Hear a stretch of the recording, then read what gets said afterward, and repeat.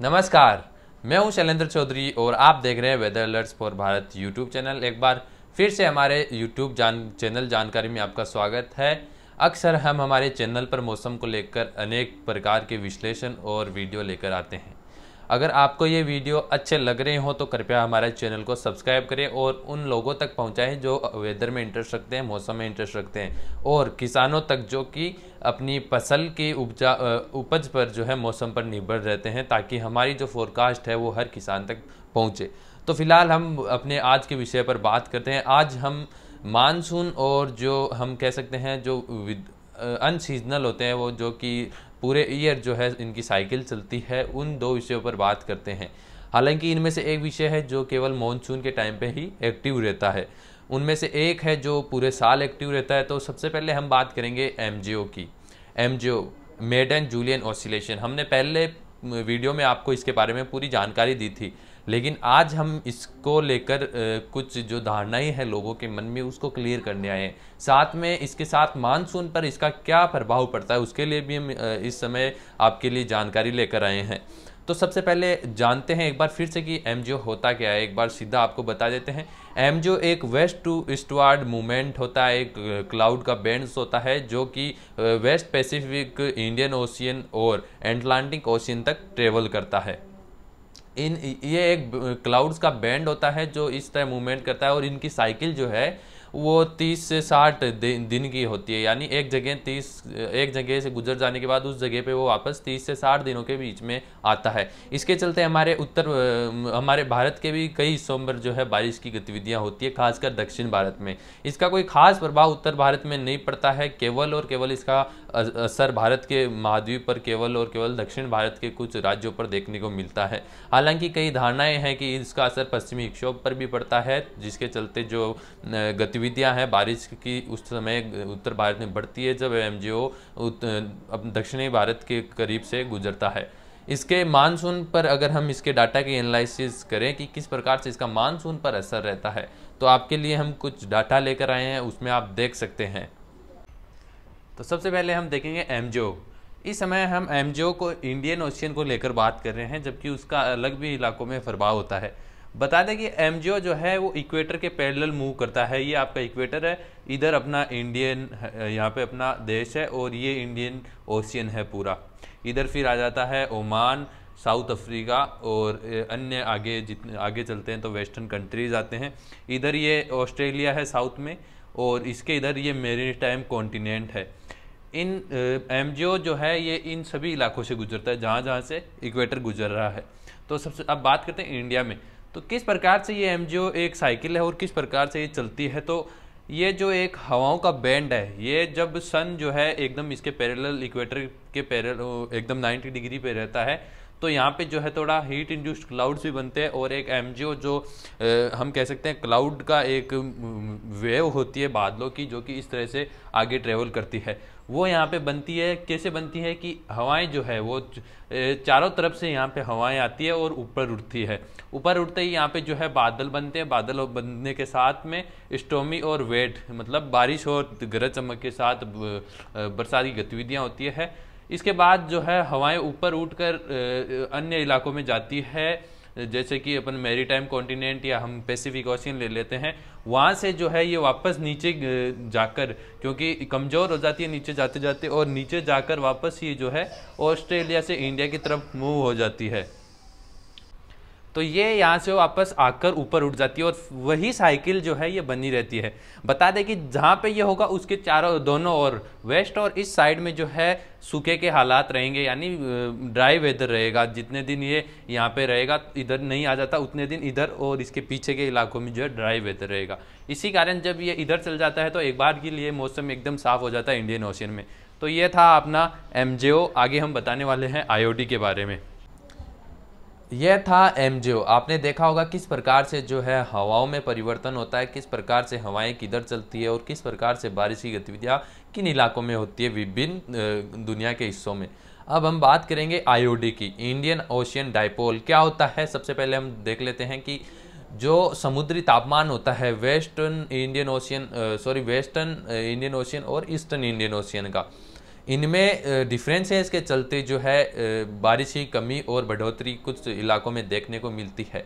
जब positive IOD होता है तो वेस्ट इंडियन ओशियन में जो अपने अरेबियन सी है उसके नीचे जो इंडियन ओशियन है, हम कह सकते हैं मेडागास्कर के पास में, वहाँ पे जब वो ज़्यादा गर्म होता है और इधर जो इंडियन ओशियन होता है, जो मेरी टाइम कॉन्टिनेंट, जो फिलीपींस, कंबोडिया, थाईलैंड और वियतनाम, इनके नीचे जो इंडियन ओशियंस के हिस्से हैं, वहाँ पे जब ठंड होती है और मेडागास्कर की तरफ जब गर्मी होती है, पानी का सतह ज़्यादा तापमान होता है, तब उसको हम कहते हैं पॉजिटिव आईओडी। यानी कि भारत के लिए एक सकारात्मक मॉनसून हम कह सकते हैं ये लेकर आता है। इस दौरान पॉजिटिव आईओडी के दौरान क्या होता है कि हवाएं जो होती है वो सीधे भारत की तरफ जाती है, और नेगेटिव आईओडी में जब जो अपना ईस्टर्न इंडियन ओशियन होता है उसमें जब पानी वेस्टर्न इंडियन ओशियन के मुकाबले ज़्यादा गर्म हो जाता है तो सारा की सारी जो नमी है, सारी की सारी जो हवाएं हैं वो एक फिर मेरी टाइम कॉन्टिनेंट की तरफ चली जाती है, और कुछ ही हवाएं जो है इंडिया के महाद्वीप की तरफ जाता है, इंडियन मेनलैंड की तरफ जाती है, जिसके चलते भारत में जो है काफ़ी ज़्यादा ड्रॉट की सिचुएशन देखने को मिलती है, सूखे के हालात देखने को मिलते हैं। अब कुछ हम आपको डाटा की तरफ से दिखाएंगे स्क्रीन पर किस प्रकार से ये कार्य करता है। ये जो डायग्राम है ये आईओडी इंडियन ओशियन डाइपोल को दर्शा रहा है, किस प्रकार से होता है। सबसे पहले अगर हम इसका पॉजिटिव फेज देखें कि किस प्रकार से होता है, तो हमने अभी बताया आपको कि जो मेडागास्कर का इलाका है यानी वेस्टर्न इंडियन ओशियन है, यहाँ पे वार्मर वाटर होगा अगर समुद्री तापमान अधिक होगा औसत से अधिक, जब इन कंपैरिजन टू इस इलाके के जो ये मेरी टाइम कॉन्टिनेंट है और अपना ईस्ट अपन मान सकते हैं इंडियन ओशियन जो बे ऑफ बंगाल के इलाके हैं, इससे ज़्यादा अगर ये गर्म मेडागास्कर की साइड वाला अपना इंडियन ओशियन होता है तो होता क्या है कि हवाएं जो है यहाँ से इतनी तेज़ी से ये भारत की तरफ धकेलता है, पूरे डायरेक्टली जो है भारत की तरफ जाता है, जबकि जो अपना नेगेटिव फेज होता है यहाँ पे जो विंड्स होती है वो सीधे ट्रेवल इन इलाकों में करती है। तो पूरा अगर हम एक बार वापस आएँ पॉजिटिव फेज की तरफ, तो जब ये पॉजिटिव फेज होगा तब इंडिया में काफ़ी हैवी रेंज होगी पूरे इलाके में, मेडागास्कर, ओमान, सिंध, पाकिस्तान और अपने राजस्थान, पश्चिमी भारत में भी जो है अच्छी बारिश होगी, जबकि भारत के सभी इलाकों में जो है भारी बारिश की गतिविधियां होगी, मतलब अबाउ रेनफॉल इस दौरान दर्ज होगी इंडिया में। जबकि जो मेरी टाइम कॉन्टिनेंट है वियतनाम, फिलीपींस, कंबोडिया, थाईलैंड, इन सभी द्वीपों पे जो है, सभी कंट्रीज़ में जो है ड्रॉट की कंडीशंस रहेगी। अब अगर हम नेगेटिव फेज की बात करते हैं किस प्रकार से रहेगा, नेगेटिव फेज इसका उलट होगा, यानी इधर इस समय पॉजिटिव फेज में गर्म वाटर था, इधर कूल वाटर होगा, और इधर ठंडा वाटर था पॉजिटिव फेज में, इधर नेगेटिव फेज में यहाँ पे गर्म वाटर होगा। गर्म वाटर मीन्स यहाँ पे जो बरसात की गतिविधियाँ होगी, यहाँ पे बादल जो बनेंगे वो काफ़ी ज़्यादा बनेंगे, तो बारिश जो है यहाँ पे अधिक होगी, और जो हवाएं इस मेडागास्कर के हाई प्रेशर से मानसून के टाइम पे इंडिया में ऐसे आती है वो डायरेक्टली इस कन्वेक्टिव जोन के कारण जो है वो हवाएं डायरेक्टली जो है इसकी तरफ जाएगी, मेरी टाइम कॉन्टिनेंट की तरफ, और वो हवाएं इंडिया की तरफ न जाकर जो है इस इलाके में आएगी, जिसके चलते इंडिया में, पाकिस्तान में, ओमान में और जो अफ्रीकन कंट्रीज़ है अपने इंडियन ओशियन से लगते इन इलाकों में जो है ड्रॉट की कंडीशंस देखी जाएगी। 2018 में जो है पॉजिटिव आईओडी देखा गया था, जिसके चलते संपूर्ण भारत में काफ़ी अच्छी बारिश देखने को मिली थी। तो यह था अपना आईओडी। अब लास्ट में आपको हम बता देते हैं आखिरी जो हमारा मुख्य बिंदु इस अपडेट का है कि आईओडी और एमजीओ दोनों एक साथ आए और किस फेज़ में किस तरीके से ये इंटरेक्ट होते हैं और कितनी इनकी जो इम्पैक्ट है मानसून पे पड़ता है। तो जब आईओडी और एमजीओ का पॉजिटिव फेज़ एक साथ आता है इंडियन ओशियन में, तो आप सभी के मन में होगा कि काफ़ी ज़्यादा फिर तो ताकतवर मानसून मैकेनिज्म ये बन जाता है, यानी काफ़ी ज़्यादा एक्टिव जो है इंडियन ओशियन हो जाता है, जिसके चलते बीओबी में काफ़ी लो प्रेशर्स बनेंगे जो मानसून को आगे बढ़ाने में काफ़ी अहम रोल निभाएंगे, मानसून में अबाउ रेनफॉल देंगे। लेकिन ऐसा बिल्कुल नहीं है।